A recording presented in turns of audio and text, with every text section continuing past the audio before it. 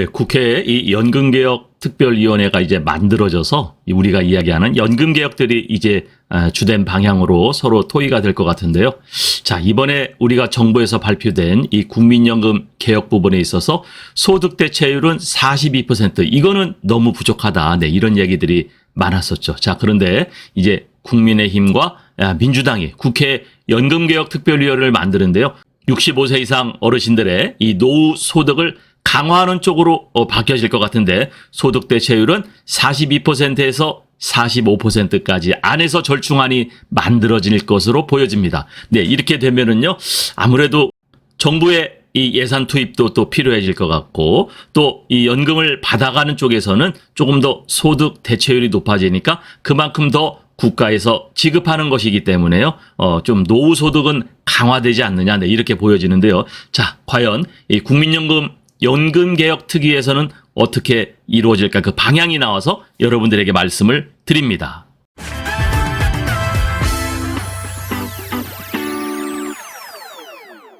네, 연금개혁 조정안을 지금 만들어 나가야 되겠다. 네, 이렇게 이야기를 했는데 정부에서는 이미 발표를 했고 이제 그 공은 이제 국회로 넘어갔죠. 자, 그런데 42% 현행 42%가 이제 40%로 줄기 때문에 이것도 2% 올리는 42%를 정부가 발표했다. 네, 이렇게 했는데 사실은 그게 체감이 잘 안 왔죠. 네, 이것을 가지고 자, 그러면은 42%에서 45% 사이에서 절충을 해보자. 네, 이런 이야기들이 지금 나오고 있습니다. 자, 국회 연금특위는 당연히 만들어질 것 같고요. 이 소득 대체율이 적어도 이 안에서 절충이 된다면은 43, 44. 네, 여기서 결정이 될 것 같은데요. 어쨌든 연금을 지급받는 사람들 쪽에서는 조금 더 많은 금액들이 지급이 된다는 것이기 때문에 여러분들에게는 좀 더 나아 보이는 그런 모습들이 보여집니다. 그리고 이 국민연금도 법으로 보장, 명문화를 시킨다고 했기 때문에 어쨌든 정부의 이러한 소득 대체율을 높인다는 것은 국민들에게 좀 더 지급을 하겠다, 이렇게 보여지는데요. 자, 국민의힘 연금개혁특별위원회는 12일 국회 차원의 상설 연금개혁특별위원회를 만들어 구조개혁을 포함한 논의를 진행하자고 촉구를 했습니다. 네, 모수개혁에 해당하는 이 소득 대체율에 대해서는요, 정부안은 42%였었죠. 네, 민주당안은 45%.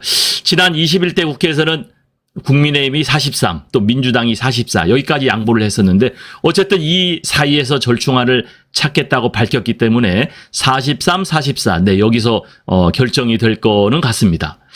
자, 이날 모두 발언을 통해서 이 정부안이 확정돼서 발표가 됐고 보험료율은 4%포인트가 오른 13%, 소득 대체율은 42%라며 아마 민주당에서 생각한 소득 대체율은 45%일 텐데 이 사이에서는 국회에서 절충점을 찾아야 하지 않겠나 생각한다고 했습니다. 그러니까 정부가 발표한 42%를 고집하지 않겠다. 네, 이렇게 국민의힘에서는 이야기한 거기 때문에요. 어쨌든 43, 44 이렇게 올라갈 것으로는 보여집니다. 자, 당 연금특위 간사는 외국에서 연금개혁이 구조개혁까지 성공한 나라를 보면 걸린 시간이 아무리 짧아도 10년에서 20년 그렇겠죠. 구조개혁까지 지금 같이 동시에 하자고 했잖아요. 자, 그런데 이렇게 오래 걸리는 것을 우리는 지금 한국식으로 빨리빨리 해가지고 이렇게 스피드업을 하려고 하는데 자, 이거 자세하게 좀 봐야 된다라는 거죠. 그리고 이 구조개혁에 해당되는 기초연금과 퇴직연금 이렇게 세세한 것까지 이 연금특위에서 같이 이야기를 하자는 거니까요. 자, 앞으로 국회에서 이 국민의힘, 민주당 이 연금특별위원회가 만들어지면은 이제 구조개혁이 논의될 것인데 빠르면은 올해 말까지 이것을 완성하자. 네, 이렇게 이야기를 했습니다. 부탁의 말씀 드립니다. 여러분께서 눌러주시는 이 구독과 좋아요는요, 매주 영상을 만드는데 큰 힘이 됩니다. 여러분 꼭 응원해 주시길 부탁드릴게요.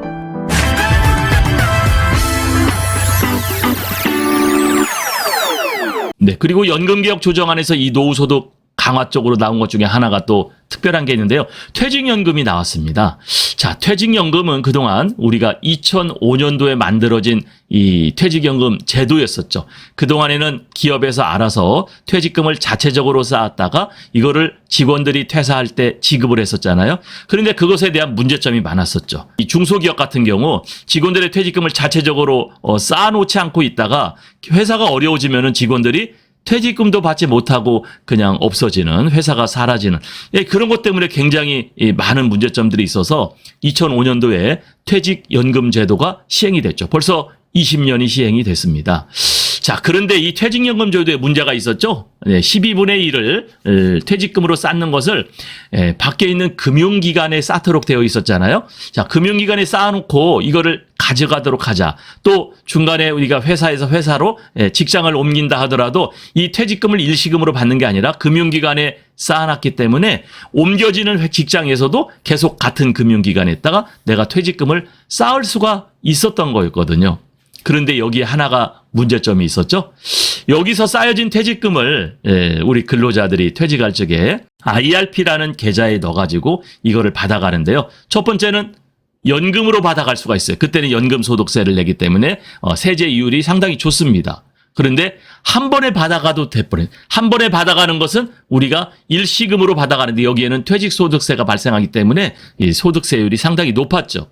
자, 그래서 사람들이 연금을 많이 받아갈 거다 했는데 천만의 말씀이야. 그렇지 않았어요. 우리가 다 자료를 보면요. 이 퇴직연금을 일시금으로 받아가는 사람이 전체 100% 중에 95%입니다. 그러니까 거의 다 일시금으로 받아갔고요. 나머지 5% 정도의 근로자들은 이거를 연금으로 받아가더라 하던 거였어요.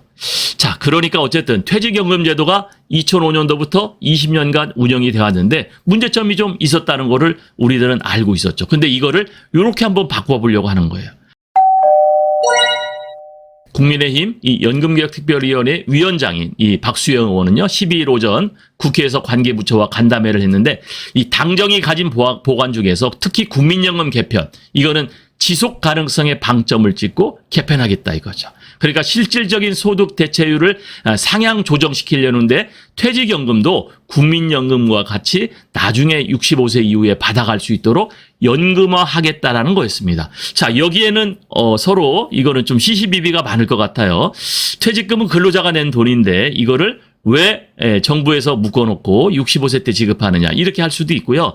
또 이걸 법으로 시행하면은 사실은 65세 이후에 밖에는 못 가져가는 거거든요. 자, 현행 근로자 이 퇴직급여 보장법은요, 사용자가 퇴직 근로자에게 급여를 지급하기 위해서 퇴직금 또는 퇴직연금 중에 하나 이상 제도를 설정하도록 돼 있어요. 이게 이제 노사 합의를 하게 돼 있잖아요. 그래서 퇴직연금제를 이미 도입한 일부 대기업은 근로자가 일시금으로 퇴직을 받거나 목돈이죠. 한 번에 받거나 연금으로 나눠서 받을지를 선택할 수 있어요.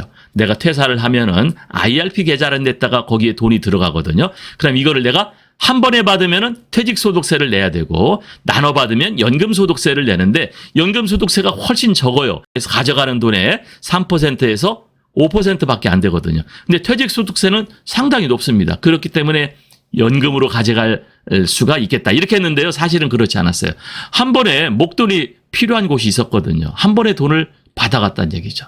자, 그래서 이번 연금특위에서는 국민연금 받는 것처럼 65세 이상 이후에 일시금으로 받던 퇴직금을 월별로 나눠서 지급하는 퇴직연금 의무화를 검토하고 있다는 얘기죠. 의무화. 그렇기 때문에 일시금은 없어지는 거죠. 내가 모았던 퇴직금을 나중에 연금으로밖에는 못 가져가는 거. 물론요, 노후에는 좋겠죠. 그러나 여러분, 우리가 20대, 30대, 40대, 50대 살아가면서 우리가 급한 돈이 필요할 때가 얼마나 있습니까? 네, 이런 것들이 문제죠. 그래서 국민연금 개편만으로는 안정적인 노후 소득 보장에 한계가 있기 때문에 퇴직연금을 같이 합쳐서 연금으로 받아가는 이러한 것도 검토하고 있다. 네, 이렇게 이야기를 했는데요. 자, 이것은 또 시시비비가 좀 있을 것 같습니다. 네, 어쨌든 자, 국회 안에 국회 연금개혁특별위원회가 이제 만들어지면은 거기서 구조개혁에 대한 이야기가 있을 텐데요.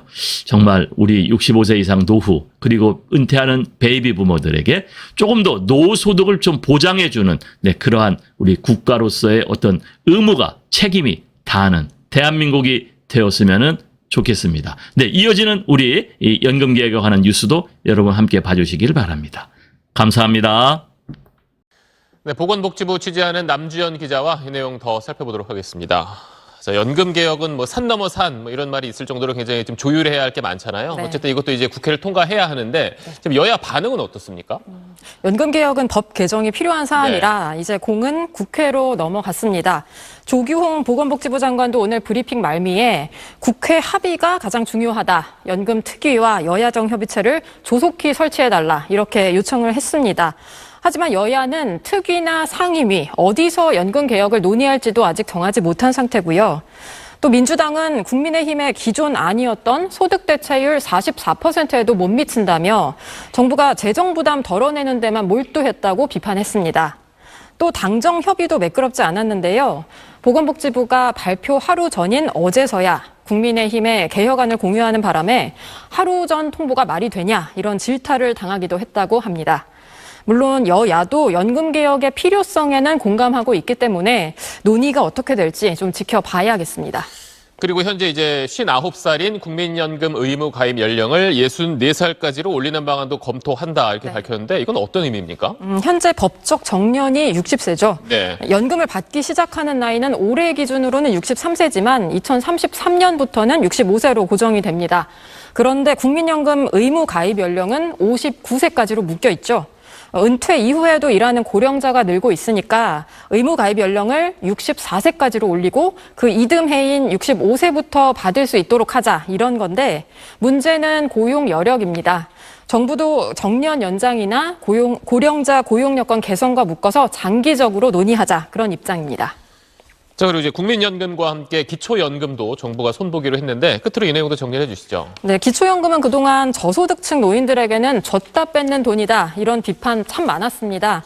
소득이 전혀 없는 한 수급자 어르신의 예를 들어보면 생계급여가 71만 3천 원, 기초연금 33만 5천 원을 받는데요. 이 기초연금이 소득으로 잡혀서 결국 71만 3천 원만 받는 그런 구조입니다. 기초연금이 사실 가장 절실한 분들인데 이분들에게 지급 효과가 전혀 없는 셈인데요. 정부는 이런 분들 감액받는 일 없도록 제도를 바꾸겠다고 밝혔습니다. 기초연금을 40만 원까지 올리는 건 내년에 저소득층 노인을 대상으로 먼저 시작할 계획입니다. 네, 알겠습니다. 남주현 기자 오늘 소식 잘 들었습니다.